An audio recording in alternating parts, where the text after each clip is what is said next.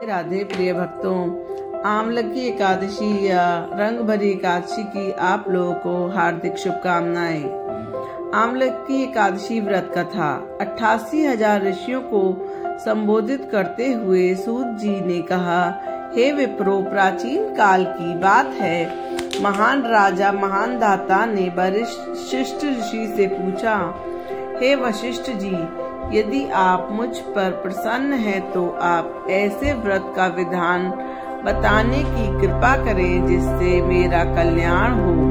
महर्षि वशिष्ठ ने कहा, हे राजन, सब व्रतों से उत्तम और अंत में मोक्ष को देने वाली एकादशी का व्रत है। राजा मानधाता ने कहा, हे ऋषि श्रेष्ठ, इस आमलकी एकादशी के व्रत की उत्पत्ति कैसे हुई? इस व्रत के करने से क्या विधान है? हे वेदों के ज्ञाता, कृपा कर यह सब वृतांत मुझे विस्तार पूर्वक बताइए। महर्षि वशिष्ठ ने कहा, हे राजन, मैं तुम्हारे समक्ष विस्तार से इस व्रत का वृतांत कहता हूँ। यह व्रत फागुन मास के शुक्ल पक्ष में होता है। इस व्रत के फल के सभी पाप समूल नष्ट हो जाते हैं। इस व्रत का पुण्य 1000 गौदानों के फल के बराबर होता है। आमलकी या आंवले की महत्वता उसके गुणों के अतिरिक्त इस बात में भी है कि इसकी उत्पत्ति भगवान विष्णु के श्रीमुख से हुई है। अब मैं आपको एक पौराणिक कथा सुनाता हूँ, ध्यान पूर्वक श्रवण करिए। प्राचीन काल में वैदिक नामक एक नगर था। उस नगर में ब्राह्मण, वैश्य, क्षत्रिय, शूद्र आदि चारों वर्णों के लोग प्रसन्नता पूर्वक रहा करते थे। नगर में सदैव वैद ध्वनि गूंजायमान रहती थी। उस नगरी में कोई भी पापी, दुराचारी तथा नास्तिक नहीं था। उस नगर में चैत्ररथ नामक चंद्रवंशी राजा राज्य करता था। वह उच्च कोटि का विद्वान तथा धार्मिक प्रवृत्ति का व्यक्ति था। उसके राज्य में कोई गरीब नहीं था और न ही कोई कंजूस था। उस राज्य के सभी लोग विष्णु भक्त थे। वहाँ के छोटे बड़े सभी निवासी प्रत्येक एकादशी का उपवास करते थे। एक बार फागुन मास के शुक्ल पक्ष की आंवलकी नामक एकादशी आई। उस दिन राजा और प्रत्येक प्रजाजन, वृद्ध से लेकर बालक तक ने आनंद पूर्वक इस आमलकी एकादशी को उपवास किया। राजा अपनी प्रजा के साथ मंदिर में आकर कलश स्थापित करके तथा धूप, दीप, नैवेद्य, पंचरत्न, शस्त्र आदि से धात्री अर्थात आंवले का पूजन करने लगा। वे सभी धात्री की इस प्रकार स्तुति करने लगे, हे धात्री, आप ब्रह्म स्वरूपा हैं।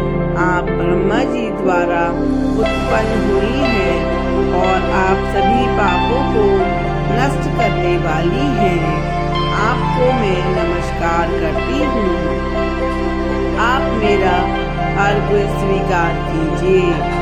आप श्री रामचंद्र जी के द्वारा सम्मानित हैं। मैं आपसे प्रार्थना करता हूँ, मेरे सभी पापों का हरण कीजिए। उस मंदिर में रात को सभी ने जागरण किया। रात के समय उस जगह एक बहेलिया आया। वह महापापी तथा दुराचारी था।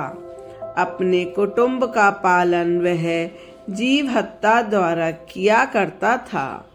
वह भूख प्यास से अत्यंत व्याकुल था। कुछ भोजन पाने की इच्छा से वह मंदिर के एक कोने में बैठ गया।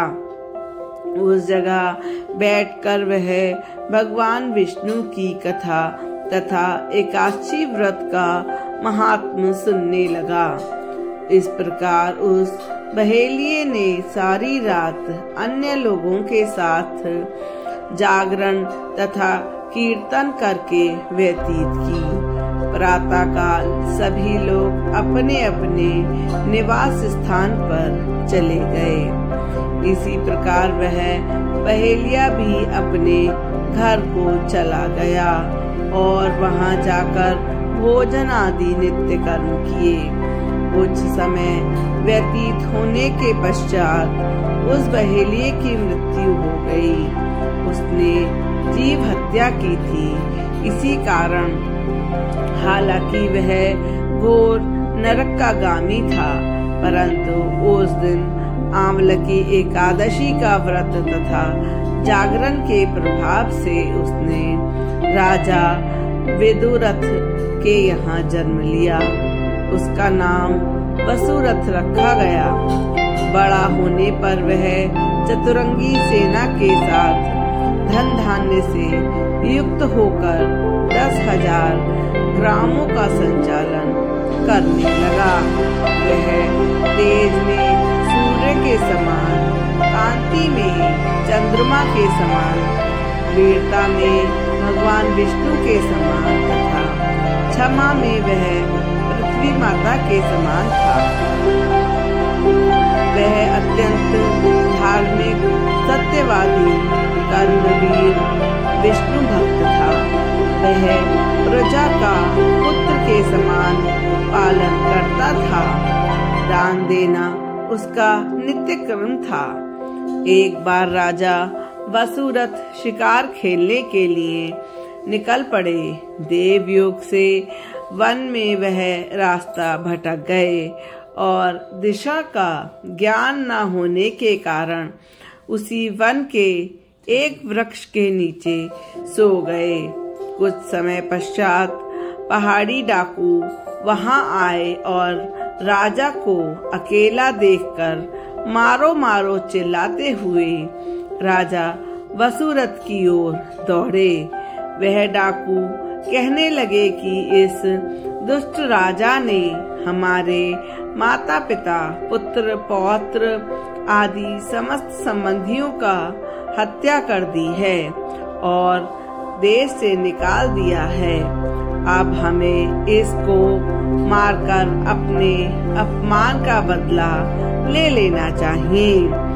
इतना कहने से डाकू राजा को मारने लगे और उस पर अस्त्र तथा शस्त्र का प्रहार करने लगे।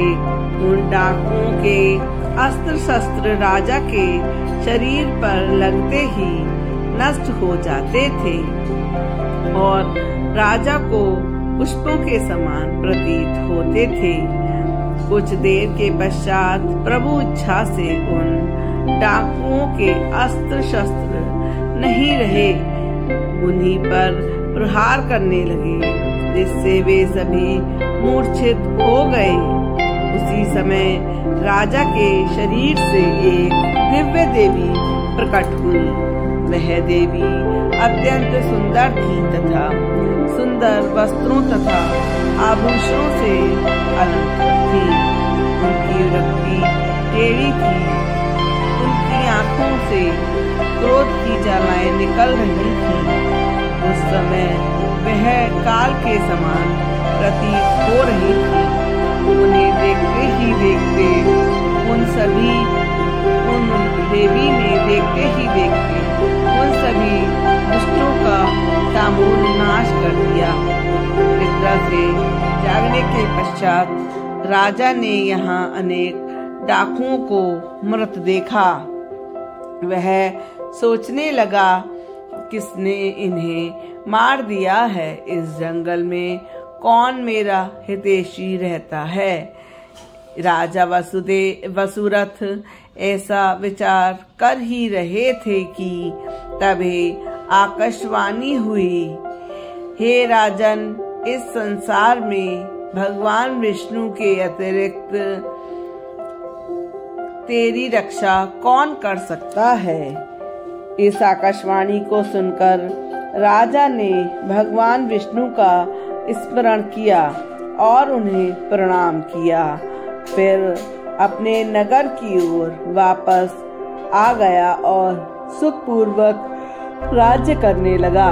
महर्षि वशिष्ठ ने कहा, हे राजन, यह सब अब आमलकी एकादशी के व्रत का प्रभाव था।